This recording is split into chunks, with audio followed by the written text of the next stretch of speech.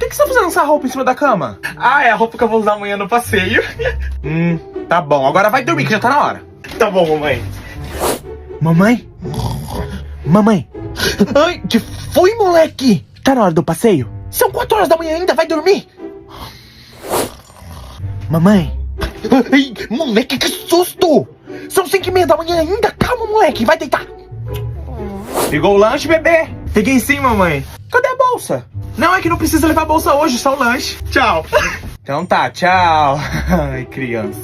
E aí, gente, animado pro passeio? É verdade. Por que vocês estão de uniforme e de bolsa? Passeio? Mas o passeio é só amanhã? Papai.